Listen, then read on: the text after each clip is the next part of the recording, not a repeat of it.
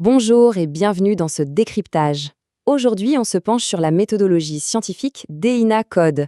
Il s'agit d'un modèle dynamique basé sur la fusion de données conçu pour quantifier et suivre avec précision la mobilité cyclable à l'échelle nationale.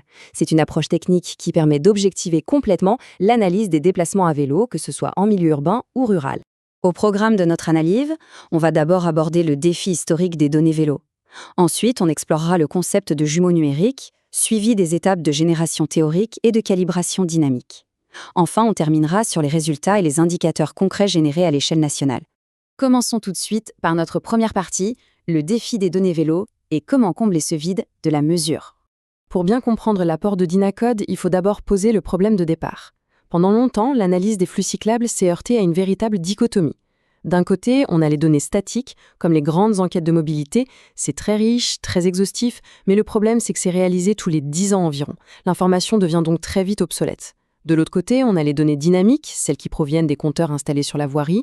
Là, on a du temps réel, c'est ultra précis, mais géographiquement, ça reste confiné à un carrefour ou une piste spécifique. Il restait donc d'immenses zones d'ombre sur le territoire.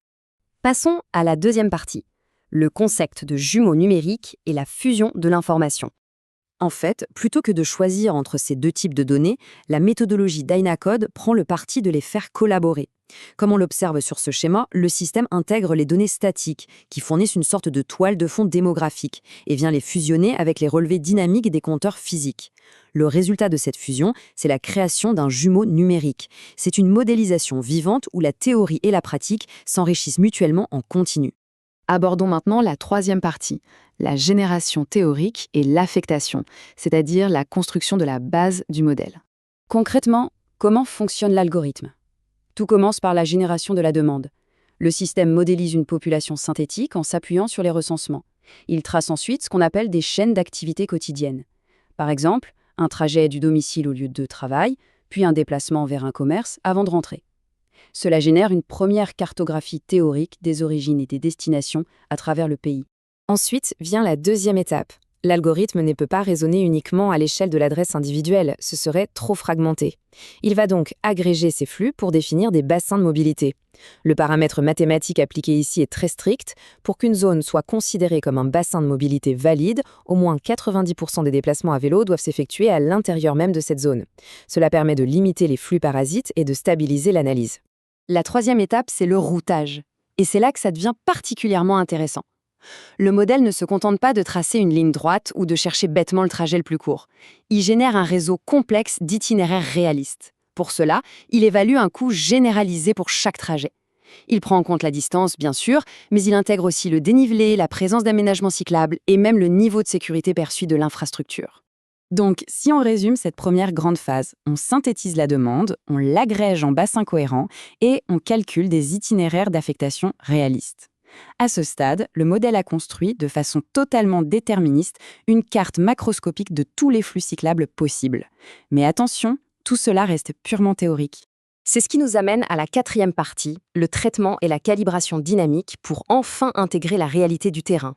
Avant de confronter la théorie à la réalité, il faut s'assurer que les données du terrain sont irréprochables. C'est l'étape 4. Les données brutes des compteurs vélos sont récupérées, puis chaque point GPS est projeté avec une extrême précision sur le réseau routier OpenStreetMap. Ensuite, un lissage mathématique est appliqué sur ces séries temporelles pour boucher les éventuels trous de données et filtrer les valeurs aberrantes. Et voici la cinquième étape, qui constitue le cœur scientifique de l'approche DINA-Code, la calibration dynamique. L'idée est simple mais redoutablement efficace. L'algorithme met face à face la matrice théorique qu'on a construite précédemment et les volumes réels enregistrés par les compteurs. De façon itérative, le système va introduire des facteurs de correction dans ses calculs jusqu'à ce que la théorie vienne s'aligner parfaitement avec l'observation physique.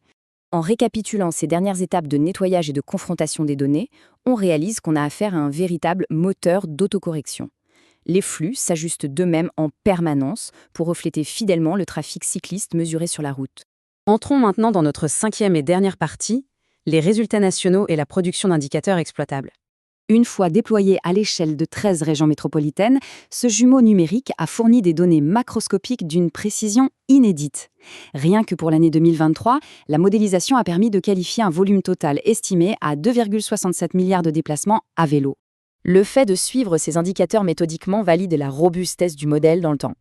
En regardant les projections de 2023 à 2025, la modélisation reste très stable.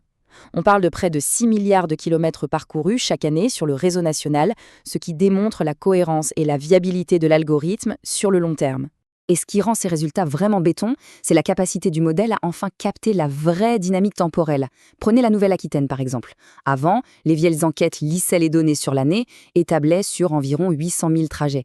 Mais DNASCODE, en captant l'effet du retour des beaux jours, a estimé une moyenne de 1,3 million de trajets rien que pour le mois de mai 2024. C'est une différence de plus de 60%. Avoir une donnée qui respire enfin au rythme des saisons, c'est un atout absolument inestimable. Et ce stéthoscope urbain, il permet d'aller encore beaucoup plus loin. Les planificateurs peuvent désormais séparer les trajets domicile-travail de la semaine par rapport aux balades de loisirs du week-end. Ils peuvent suivre très précisément les systèmes de vélo en libre-service, en estimant par exemple 48 millions de trajets en Vélib pour 2025, et de manière plus macroscopique, ça permet d'évaluer la part modale nationale du vélo, qui approche aujourd'hui doucement des 3,8%. C'est une boîte à outils d'une finesse absolument inédite. Au final, ça nous amène à une réflexion beaucoup plus vaste.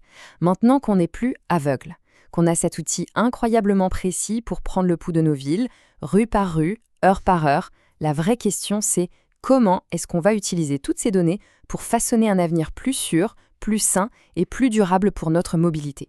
C'est sur cette question cruciale que je vous laisse méditer aujourd'hui. Merci d'avoir suivi cette analyse détaillée.